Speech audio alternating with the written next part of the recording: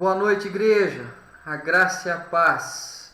Como tem passado essa semana? Como que vocês estão? Sabemos que Deus tem cuidado da gente. Isso é um grande privilégio.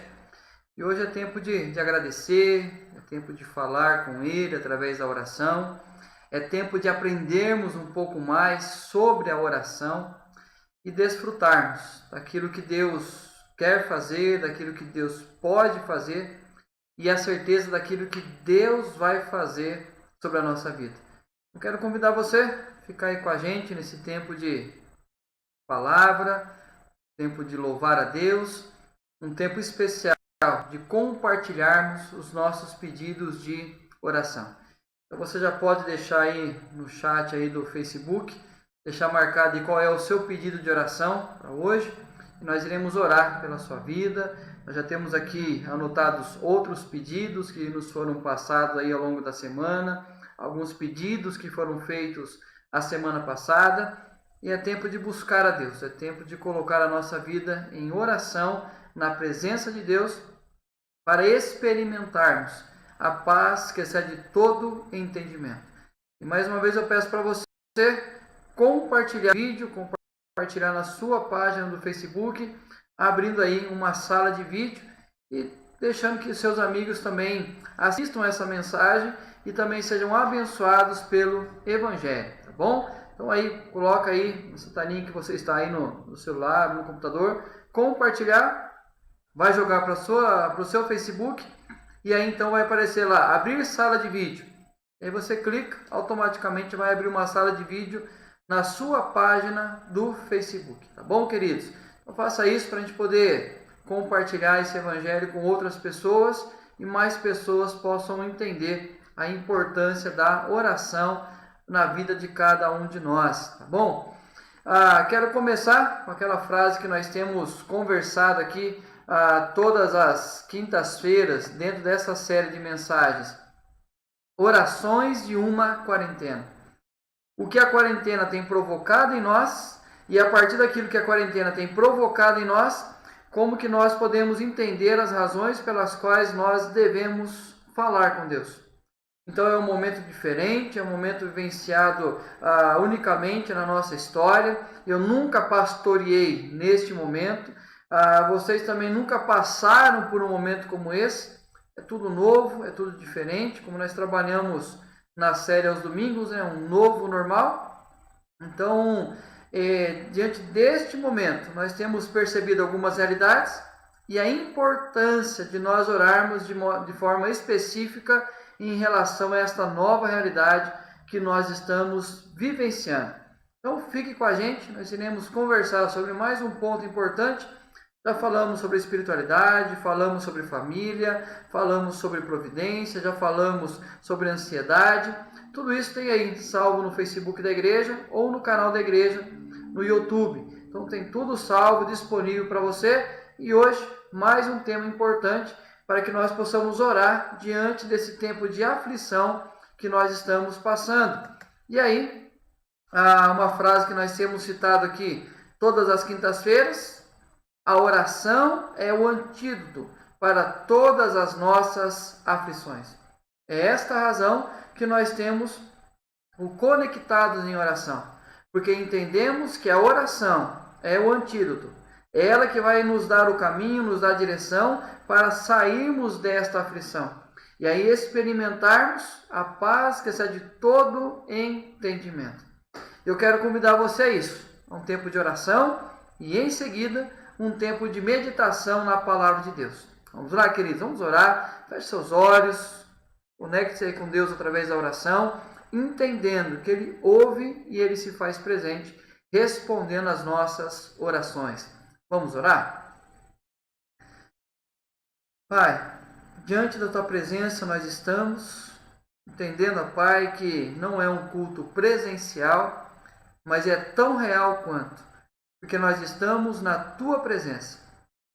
E pedimos, Pai, que Teu Santo Espírito nos conduza nesse momento, nos conduza em reverência, em adoração, em ouvir esta palavra, em compreender esta palavra do Senhor. Sabemos que algo o Senhor deseja falar ao nosso coração nesta noite. e que seja um tempo de investimento do Senhor sobre a nossa vida. Pai, nos entregamos na Tua presença e pedimos a Tua bênção sobre cada um de nós que já estamos aqui conectados e todos aqueles que irão passar por esse encontro nosso, irão passar por esta live, por esse culto de oração online. Pai, desperta no coração deles o desejo de ficar um pouco mais com a gente, de ouvir um pouco mais da Tua palavra, e assim que possamos compartilhar os nossos pedidos de oração, orando uns pelos outros, e experimentarmos, como já temos experimentado, a resposta da oração e o cuidado do Senhor sobre cada um de nós. Sê conosco nesse tempo, Pai, em nome do Senhor Jesus, e que possamos ter foco no ouvir da Tua palavra, para que se torne cada vez mais compreensível a cada um de nós. É o que nós pedimos. Em nome do Senhor Jesus. Amém e amém. Queridos, que bom mais pessoas chegarem com a gente, mais pessoas conectaram, outras pessoas irão conectar com a gente ao longo dessa mensagem, e por isso devemos orar, para que essa palavra possa entrar nesses corações e alcançar o objetivo que Deus quer alcançar em cada uma dessas vidas. Eu tenho colocado aqui todas as quintas-feiras, tentando olhar um pouquinho a realidade do que tem acontecido. E por isso eu gosto muito dessa forma que eu faço na mensagem, trazendo um pouquinho para entender o momento que a gente está vivendo, essa consequência e o que a palavra de Deus fala em relação a isso. Então, olha a realidade da quarentena do nosso tempo. E aí, obviamente, é claro para todos nós, distanciamento social, onde o lema mais falado aí tem sido o fica em casa, né? Hashtag fica em casa. Hoje tem se voltado um pouco aí à normalidade as coisas, a você poder sair, as pessoas voltando ao trabalho, mas lembrando aí essa importância do distanciamento social. Já não há mais aquele chegar abraçando, ficando com as pessoas, recebendo vários amigos em casa, não. Esse distanciamento social. Mas também a realidade, mudança de hábitos e rotina. Todos nós mudamos os nossos hábitos. Já falei aqui alguns dias atrás o quanto que os pais estão tentando o máximo possível fazer com que os filhos mantenham uma rotina. Acordar no horário certo, almoçar no horário certo, dormir cedo. Nós também, a nossa prática diária, o nosso horário foi mudado. E nós percebemos que essa mudança de rotina e de hábitos se tornou cada vez mais comum na nossa vida. Nós não conseguimos voltar à normalidade, porque nós estamos passando por um momento diferente. A alteração nas prioridades é óbvio, é automático. Quando há mudança no hábito e na rotina, as prioridades sofrem alterações. Aquilo que, por exemplo, a nós era a primeira tarefa do dia, diante da mudança de rotina e mudança de hábito, as nossas prioridades passam a viver altos e baixos. Nós tínhamos a prioridade do trabalho, a prioridade da família, a prioridade tudo isso era prioridades. E de repente ela passa a viver agora uma alteração constante. Aquilo que é prioridade hoje, amanhã talvez não seja tão prioritário assim. Não que ela deixe de ser uma prioridade, mas devido às mudanças que nós temos passado, houve uma alteração entre elas. E, consequentemente, a desconfiguração dos indispensáveis. Deixa eu explicar um pouquinho isso daqui.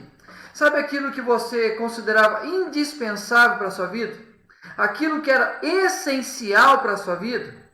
Diante do quadro que nós estamos vivendo, aquilo que era essencial, aquilo que era indispensável, vive um momento de desconfiguração.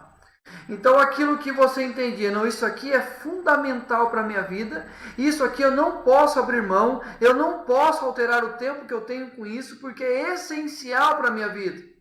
Mas diante do novo momento, nós passamos então por uma desconfiguração daquilo que era indispensável.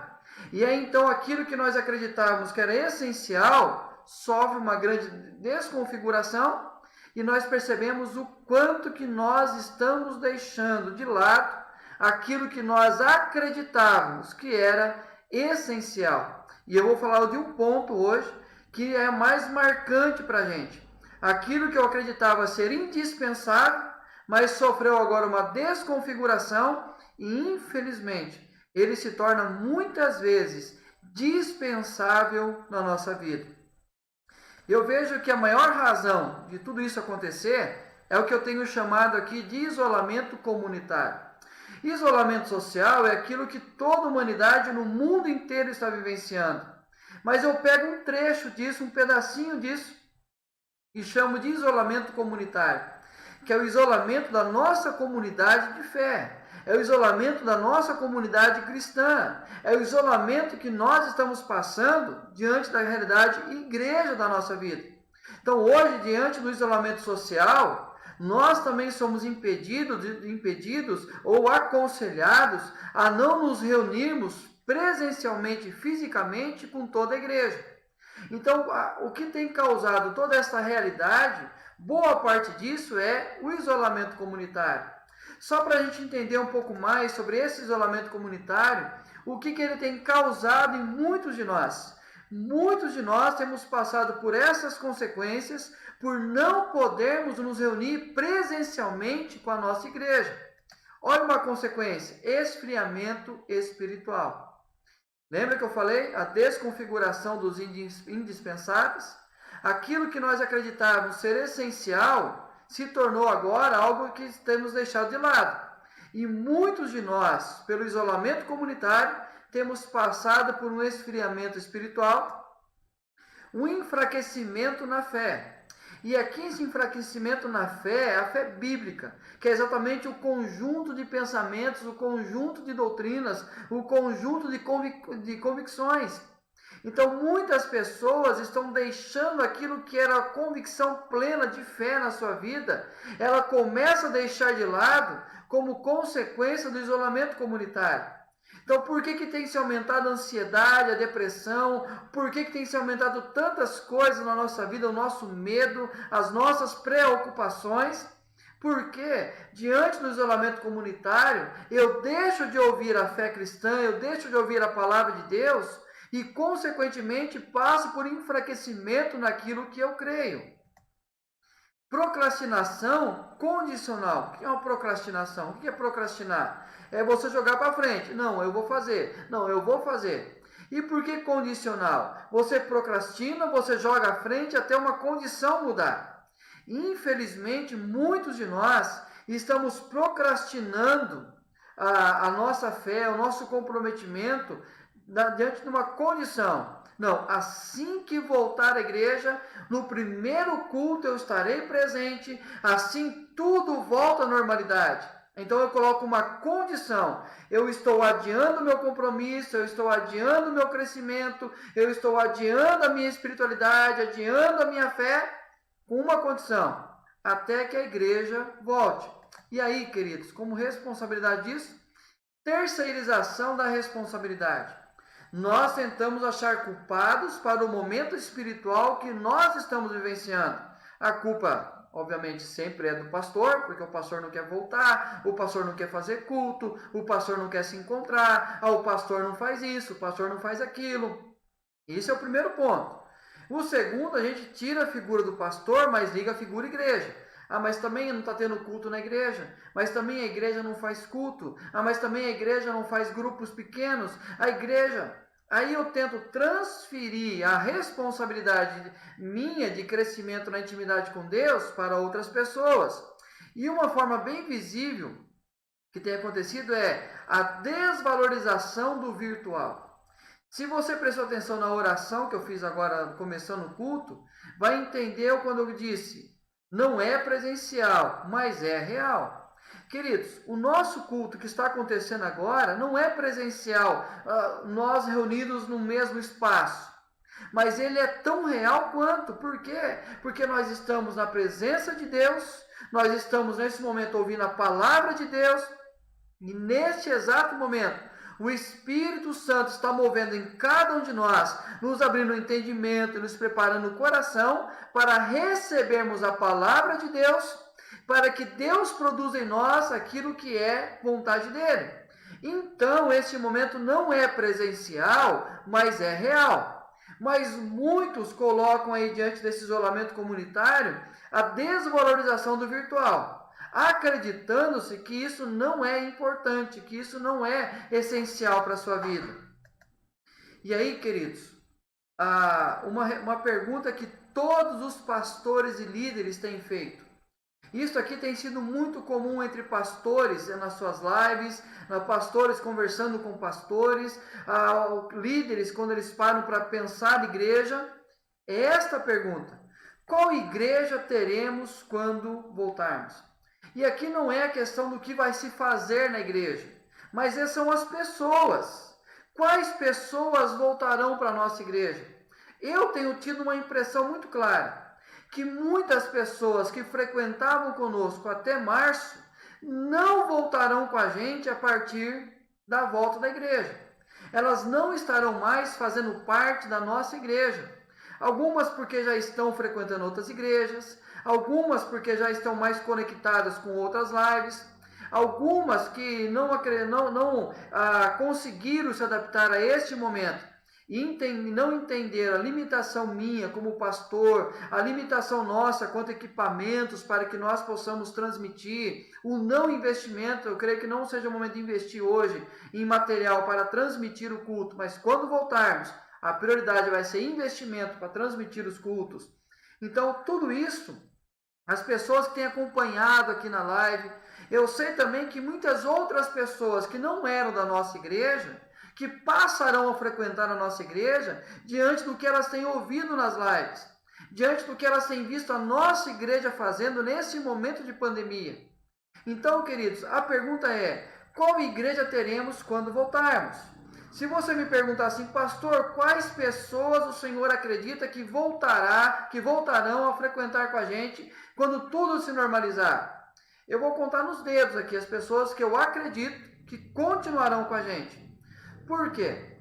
Diante desse novo quadro e diante da realidade que nós estamos passando e trocando a desconfiguração dos indispensáveis, que aquilo que era essencial para a gente hoje se perdeu, nós vamos perceber que as pessoas que não conseguem caminhar, as pessoas que não entendem esse momento, não estão entendendo esse momento, obviamente nós teremos uma grande baixa na frequência da nossa igreja, mas teremos uma grande alta de pessoas que não frequentavam com a gente e irão participar com a gente. Mas é uma pergunta que nós temos que tentar responder. E aí, queridos, quando nós entendemos isso, olha essa frase: o grande problema é a definição que temos do ser igreja. Um grupo de pessoas que se reúnem em um mesmo espaço e ali vivenciam as realidades de Deus. Essa era a definição que muitos de nós tínhamos ou temos do que é ser igreja. Então, quando se fala assim no prédio localizado na rua José Bergamin 121, aqui no Vale do Sol, ali é a igreja. Então, eu sou dessa igreja, aqui é a igreja. Então, nós entendemos que igreja é um espaço onde as pessoas se reúnem para vivenciarem as realidades de Deus. Então, quando nós entendemos igreja, eu preciso estar naquele local, reunido com aquelas pessoas, para que eu possa experimentar a vontade de Deus, para que eu possa aprender da palavra de Deus, para que eu seja edificado pela presença de Deus. Queridos, essa é uma maneira que nós entendíamos como igreja. Mas preste atenção nessa segunda frase, o que nós temos que orar. É preciso orar para resgatarmos o real sentido de sermos igreja, não apenas por ocasião da pandemia, mas para cumprirmos a nossa vocação. Então, quando nós pensamos que igreja é um prédio onde as pessoas se reúnem, e quando a igreja está proibida de se reunir, então ela deixou de ser igreja, é preciso orar. É preciso orar para que você e eu possamos resgatar o sentido bíblico de ser igreja, para que possamos viver o sentido bíblico de ser igreja, não apenas pelo momento da pandemia, mas muito mais do que isso, para que nós possamos cumprir a vocação que Deus tem para a sua igreja. Afinal de contas, a vocação que Deus tem para a igreja é muito mais do que fazermos cultos. E aí, quando nós entendemos isso, nós, através da oração, nós buscamos orientação, sabedoria em Deus, para podermos entender o que é ser igreja e passarmos por esse momento sendo igreja de acordo com o que a palavra de Deus diz e não de acordo com o que a nossa tradição diz. E aí, quando nós pensamos nesse tema, orando por nossa igreja, nós iremos trabalhar um texto hoje, queridos, um texto bastante conhecido nosso, um texto bastante lido, bastante já pregado sobre ele, mas um texto importante para entender este momento e o que nós devemos orar em relação à nossa igreja. 1 Pedro 2, 9 e 10. Olha o que diz o texto da primeira carta de Pedro, versículo 9. Vós, porém, sois raça eleita, sacerdócio real, nação santa, povo de propriedade exclusiva de Deus, a fim de proclamardes as virtudes daquele que vos chamou das trevas para a sua maravilhosa luz. Vós, sim, que antes não eres povo, mas agora sois povo de Deus, que não tinhas alcançado misericórdia, mas agora alcançastes misericórdia. Então, capítulo 2, versículo 9 e 10 da primeira carta de Pedro, trabalha esse contexto. E nós iremos trabalhar um pouco o capítulo 1 e o capítulo 2, entendendo pelo contexto da igreja de que Pedro escreve esta carta, para entendermos o que nós devemos orar em relação à nossa igreja. A igreja em 1 Pedro, olha quem era a igreja. Pedro, apóstolo de Jesus Cristo, e aqui ele começa a descrever a igreja que via a carta. E não era uma igreja local, uma igreja em prédio local. Olha o que ele diz. Aos eleitos, que estão forasteiros da dispersão. Aí ele vai falar, forasteiros é pessoas que não estão na sua terra. Dispersão, o judeu chamava aqueles que eram perseguidos. Então, a partir da perseguição de Atos 8, a igreja se espalha, e a igreja se espalhando, ela alcança vários lugares. E nesses lugares era chamada de forasteira. E é esse termo que Pedro vai usar muito na sua carta, forasteiros e peregrinos, pessoas fora da sua terra. Mas é interessante a maneira que ele vai direcionar essas pessoas a entenderem que mesmo dispersas, elas tinham uma identidade. Então não era o local, mas a identidade delas, que dava a elas sentido de vida. E olha a dispersão do Ponto, Galácia, Capadócia, Ásia e Bitínia. Então Pedro escreve esta carta para essas pessoas espalhadas por essas cidades. E mais uma vez ele diz, eleitos, segundo a presciência de Deus Pai, em santificação do Espírito, para a obediência e a aspersão do sangue de Jesus Cristo, graça e paz vos sejam multiplicadas. Então é importantíssimo destacar esses termos, eleitos, santificação do Espírito, obediência e aspersão do sangue, e vos multipliquem a paz. É interessante que nesse contexto, então, Pedro trabalha a ação da Trindade sobre a nossa vida. A ação da Trindade nos trazendo, nos trazendo a aplicação da salvação. Então ele fala primeiro da ação do Pai na Trindade, o Pai elegendo. Então o Pai nos escolhe, não a partir de nós mesmos, mas a partir da graça dele, a partir do amor dele, da misericórdia dele. E ele nos escolhe para a salvação. E aí ele fala aos eleitos e depois repete, os eleitos. Então aqueles os quais o Pai escolheu. Ele fala do Filho pagando o preço. Ele fala então do sangue de Jesus Cristo. Aqui ele mostra o preço que foi pago. Então assim, o Pai escolhe e o Filho paga o preço. Afinal de contas, havia um salário a ser pago, que era o salário do pecado. E o salário do pecado era a morte.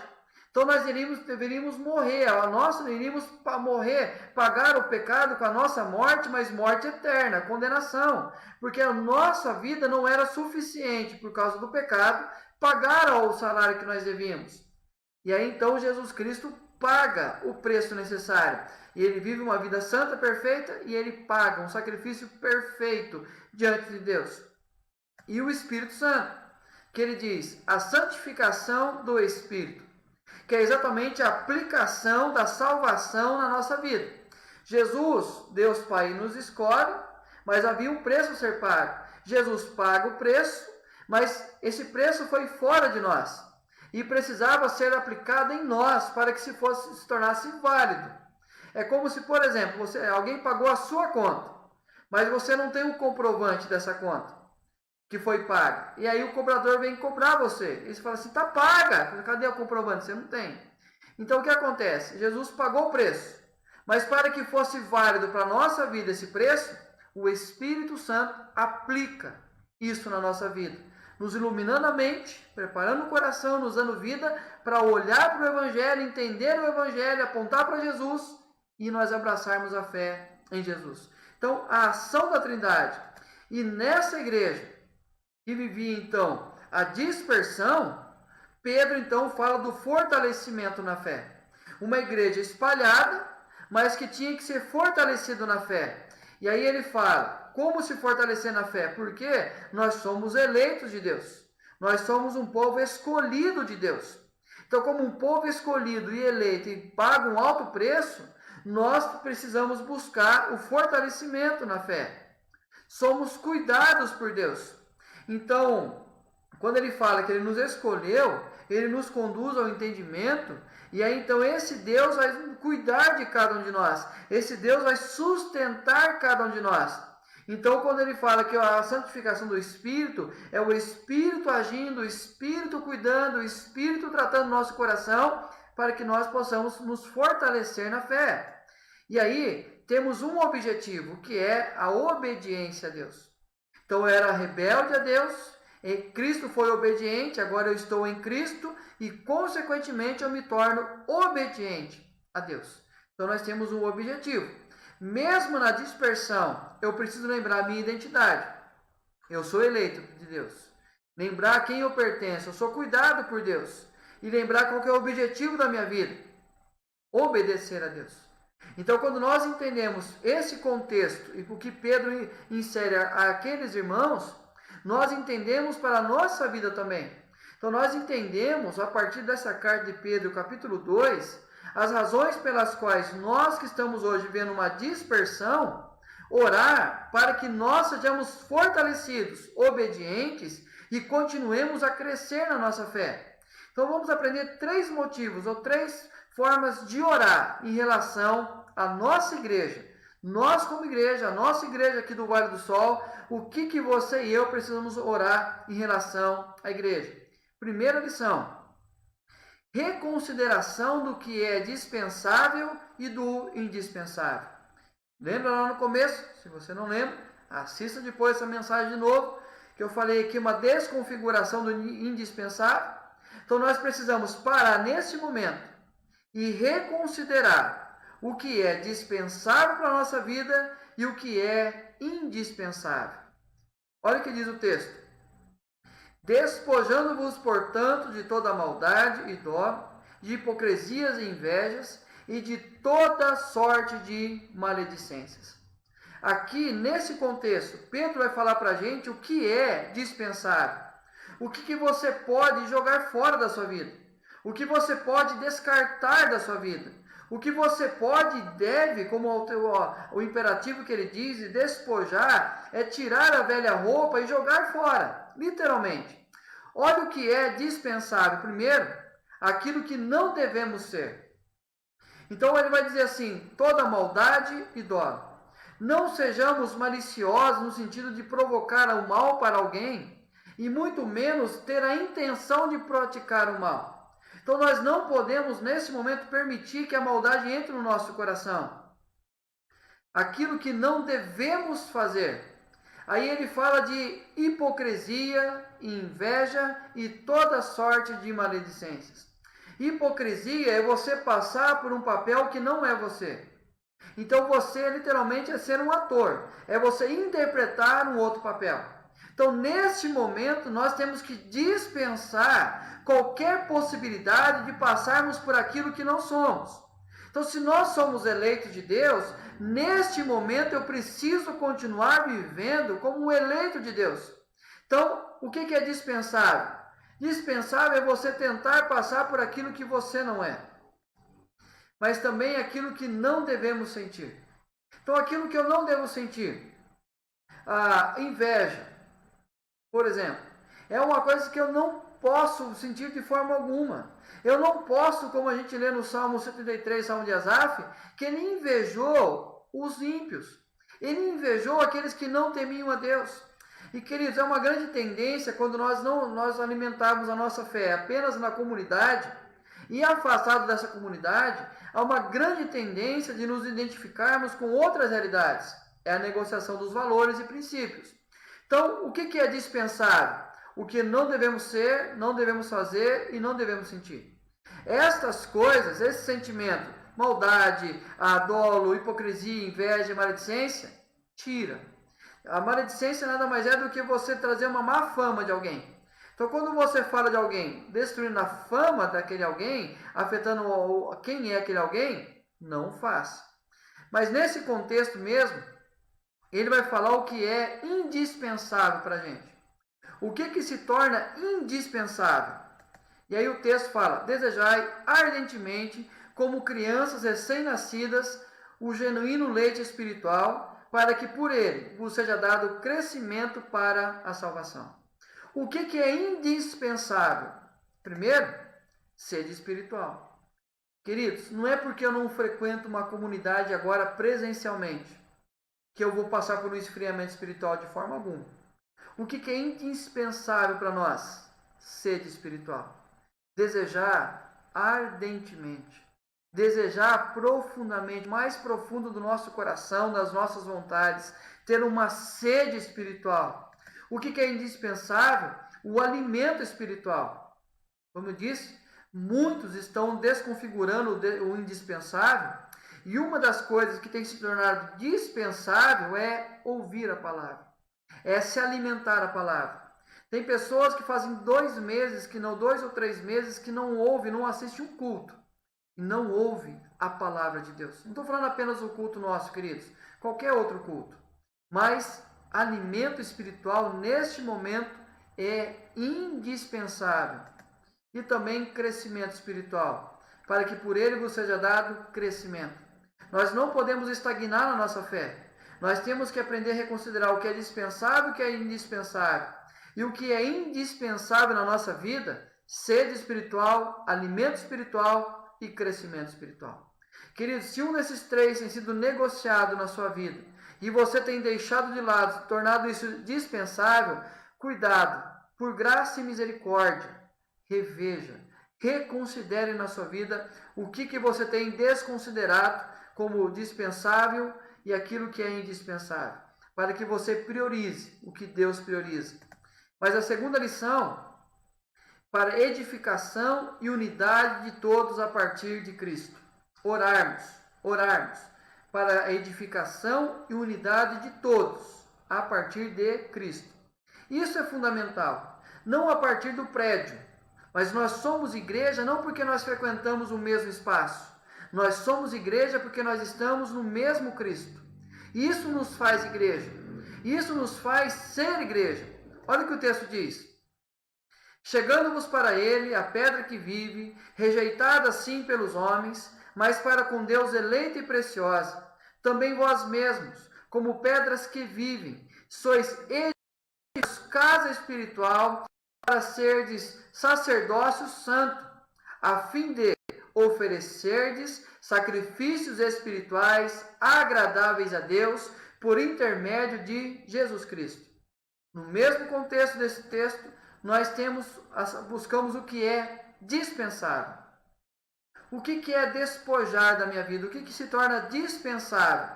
Primeiro, cerimonialismo religioso.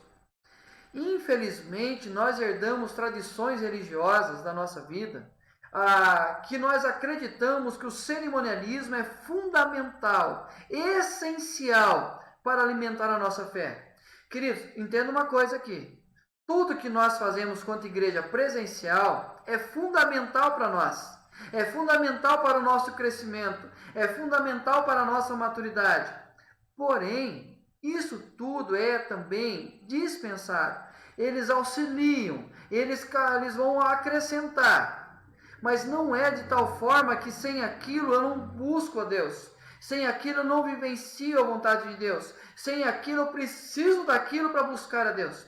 Por isso que muitos estão desesperados nesse momento, porque acreditam que aquilo é algo fundamental para crescer e sem aquilo não tem outra maneira.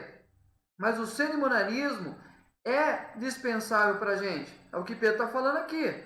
A igreja dispersa por vários lugares. Codependência estrutural. Eu preciso do pastor, eu preciso do grupo de louvor fisicamente ali, eu preciso da comunidade, eu preciso... Aí aquela estrutura. Agora não fala apenas pessoas, mas é pregador, palavra, é louvor, é dirigente, é diaconia, tanto aquele que é servido quanto aquele que serve, queridos. Então, a codependência estrutural é dispensável. Porque eu não preciso da estrutura para buscar a Deus. Eu não preciso da estrutura para que eu tenha Deus na minha história. Como eu falei, é importante? É. Mas nesse momento ela pode ser dispensável. A partir do que é indispensável, você vai entender melhor o que eu estou dizendo. O que é indispensável? Comunhão constante e contínua com Cristo. Isso aqui, queridos, é indispensável. Então, quando a minha comunhão com Deus era baseada por meio da comunidade reunida, hoje eu estou desesperado. Mas a partir do momento que a minha comunhão é constante e contínua com Cristo, eu entendo a importância desse momento, eu sei a necessidade do isolamento nesse momento, mas eu e Deus não quebrou a comunhão, não quebrou a intimidade. Eu sei que muitos de vocês estão ouvindo agora falando assim, não, tudo pastor, não. A minha comunhão com Deus, queridos, seja sincero para ouvir essa mensagem. E entender se houve uma quebra de comunhão contínua e constante com Cristo. Porque muitos de nós tínhamos comprometimento com a igreja local. Mas o nosso comprometimento era apenas com a estrutura. E não com Cristo. Eu já preguei com uns domingos atrás. Muitos têm deixado o ministério de lado porque era apenas aquilo que fazia presencialmente. E não fazia, a gente vai falar daqui a pouco isso aqui. Mas não exercia na comunhão com Deus. Comunhão efetiva e construtiva uns com os outros. Perceba, queridos, que a nossa comunhão, quando é limitada apenas ao domingo à noite, por exemplo, nós não temos comunhão com as pessoas. Mas quando estendemos isso ao longo da vida, comunhão na vida, de forma efetiva e construtiva, isso perdura quando nós não estamos reunidos no mesmo espaço. Então nós temos, por exemplo, as mulheres da nossa igreja, têm se reunido pelo Zoom toda terça-feira, e tem sido algo abençoador para a vida delas. Nós temos tido a nossa escola dominical através aqui do Facebook, nós temos tido o domingo à noite, nós temos feito alguns outros encontros pelo Zoom, nós temos o grupo da igreja, do WhatsApp da igreja, nós temos a possibilidade de compartilhar as nossas mensagens uns com os outros. Nós podemos ter esse tempo de comunhão efetiva e construtiva, independente do espaço físico. Então isso é indispensável. Eu estar conectado com a minha igreja, eu estar conectado com os meus irmãos, eu estar atento para o que está acontecendo com eles, mesmo não estando fisicamente com eles. E nós temos meios para isso. Comunhão no serviço agradável a Deus. Aqui, o ministério. Quantos de nós deixamos de buscar a Deus porque nós não estamos mais envolvidos no ministério físico da nossa igreja? Então, por exemplo, já falei sobre isso. Eu sou do louvor. Mas já que não tem louvor para ensaiar, não tem para cantar, eu me afasto de todas as coisas. E muitos têm passado por um distanciamento de Deus e um esfriamento espiritual. Assim no ministério infantil, assim no ministério de homens, assim no ministério da junta diaconal, assim na liderança. Uma das coisas que vai acontecendo na nossa igreja, claramente, é a mudança de liderança da nossa igreja. Por quê? Exatamente por essa questão de falta de comunhão no serviço a Deus. A nossa igreja tem trabalhado muito nesse tempo. Nós temos feito trabalho social, nós temos feito aí essa busca conectados em oração, nós temos envolvido um ministério tão abençoador com as nossas crianças, mas se não há disposição da igreja de servir agradável a Deus, sacrifício espiritual agradável a Deus, queridos, vai esfriar na fé. Os nossos filhos terão muita dificuldade, quando permissível a eles, de voltar à igreja. Então, para edificação e unidade de todos, a partir de Cristo. Ore por isso, para que todos tenham uma comunhão com Cristo e automaticamente vai ter uma comunhão mais leve, mais constante com outras pessoas. Mas terceira razão para o envolvimento e continuidade na missão. A igreja não para a missão. A igreja fechou as portas do seu prédio, mas nós somos igreja. E como igreja não podemos parar a missão. Olha o que diz o versículo 9. Vós, porém, sois raça eleita, sacerdócio real, nação santa, povo de propriedade exclusiva de Deus. É que nós temos falado. Nós não somos um prédio, nós somos um povo.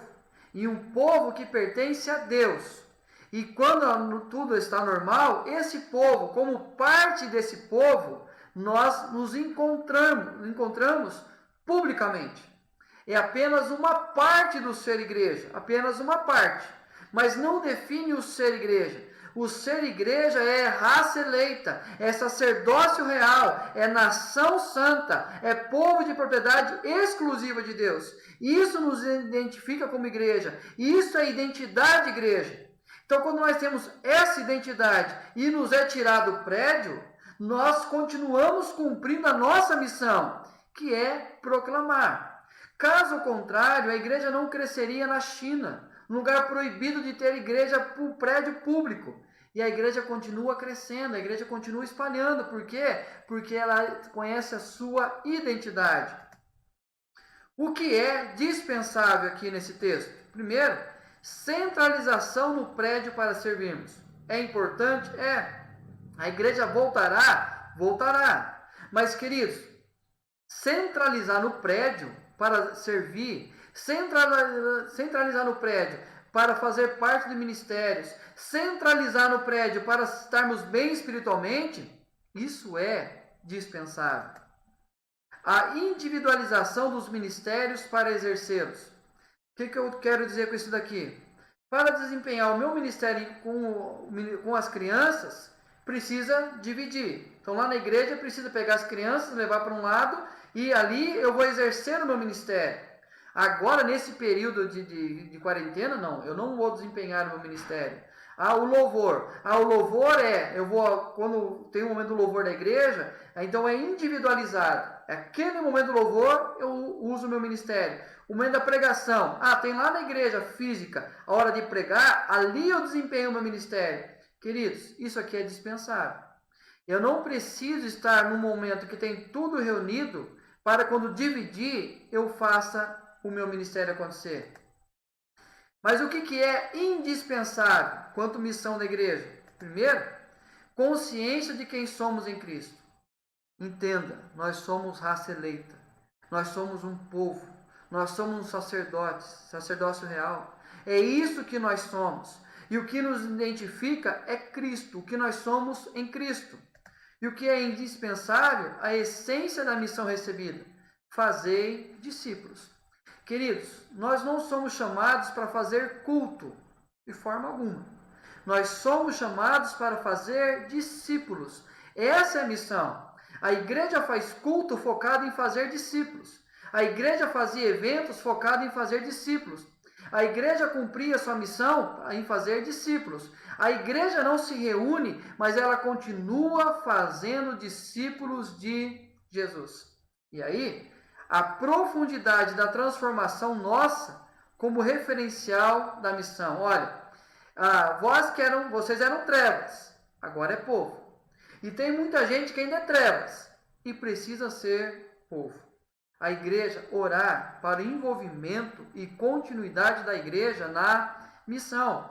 Deixa eu dar aqui uma coisa muito simples para você entender. Como nós podemos nos envolver neste momento. Por exemplo, abrindo uma sala de vídeo.